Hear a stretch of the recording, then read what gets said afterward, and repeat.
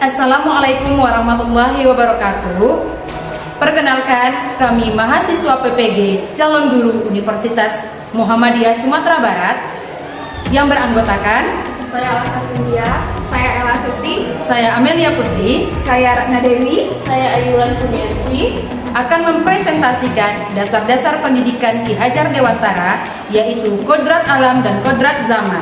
Selamat menyaksikan. dasar-dasar pendidikan Ki Hajar Dewantara, yaitu ada kodrat alam dan kodrat zaman. Ki Hajar Dewantara menjelaskan bahwa dasar pendidikan anak berhubungan dengan kodrat alam dan kodrat zaman. Kodrat alam berkaitan dengan sifat dan bentuk lingkungan di mana anak berada, sedangkan kodrat zaman berkaitan dengan isi dan irama. Kodrat alam merujuk pada bakat, minat, dan potensi alami yang dibawa setiap murid sejak lahir.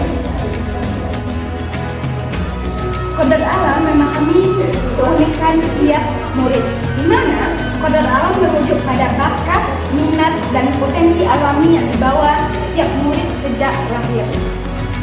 Kodrat alam juga mencakup latar belakang budaya dan lingkungan tempat murid berasal. Sedangkan kodrat zaman mempersiapkan murid untuk masa depan. Kodrat zaman mengacu pada perubahan sosial budaya dan perkembangan teknologi. Pendidikan harus mengikuti agar murid tidak ketinggalan. Ki Hajar Dewantara telah merasakan pendidikan terkait kodrat alam dan kodrat zaman sebagai berikut. Dalam melakukan pembaharuan yang terpadu, hendaknya selalu diingat bahwa segala kepentingan anak-anak didik, baik mengenai hidup pribadinya maupun hidup kemasyarakatannya, jangan sampai meninggalkan segala kepentingan yang berhubungan dengan kodrat keadaan, baik pada alam maupun zaman. Sementara itu, segala bentuk, isi, dan irama, yakni cara mewujudkannya, hidup dan penghidupannya, serta demikian, hendaknya selalu disesuaikan dengan dasar-dasar dan azas-azas hidup yang berkebangsaan, yang bernilai, dan tidak bertentangan dengan sifat-sifat kemanusiaan.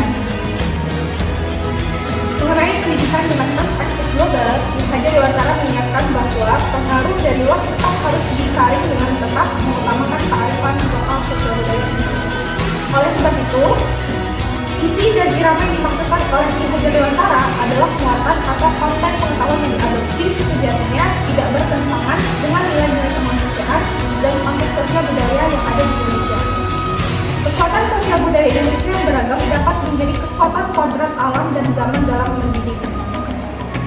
Pendidikan dengan perspektif global tetap mengutamakan kearifan lokal sosial budaya Indonesia. Ki Hajar Dewantara menegaskan bahwa didiklah anak-anak dengan cara yang sesuai dengan tuntutan alam dan zamannya. Artinya, cara belajar dan interaksi murid abad ke-21 tentu sangat berbeda dengan para peserta didik pertengahan dan akhir pada abad 20. Kodrat alam Indonesia terbagi menjadi dua musim, yaitu ada musim hujan dan musim kemarau, serta bentangan alam mulai dari pesisir pantai hingga pegunungan memiliki keberagaman dalam memaknai dan menghayati hidup. Demikian pula dengan zaman yang terus berkembang dinamis mempengaruhi cara pendidik menuntun para murid. Selanjutnya, pelaksanaan pembelajaran kurikulum Merdeka abad 21 dilakukan secara berdiferensiasi yang memberikan keleluasaan bagi peserta didik untuk belajar sesuai dengan kebutuhan dan gaya belajar masing-masing peserta didik. Pendidik diharapkan mengetahui gaya belajar peserta didik dengan melaksanakan asesmen diagnostik untuk mengetahui kemampuan awal peserta didik dengan melihat latar belakang keluarga, kesiapan belajar, motivasi belajar, serta bakat dan minat peserta didik agar tujuan pembelajaran dapat tercapai. Pembelajaran pada kurikulum Merdeka diharapkan dapat memerdekakan peserta didik dengan seutuhnya. Artinya, peserta didik dapat berkreasi dan mengembangkan diri sesuai dengan bakat dan minatnya. Atas paparan tersebut dapat ditarik kesimpulan bahwa dalam dunia pendidikan, dua aspek yang krusial yang harus dipertimbangkan adalah kodrat alam dan kodrat zaman. Keduanya memiliki dampak besar terhadap perkembangan dan keberhasilan anak dalam menghadapi tantangan kehidupan. Dengan mempertimbangkan kodrat alam dan kodrat zaman, pendidikan dapat menghasilkan individu yang seimbang, adaptif, dan siap menghadapi tantangan hidup di era modern tanpa kehilangan nilai-nilai fundamental sebagai manusia yang hidup dalam harmonis dengan alam dan sesamanya.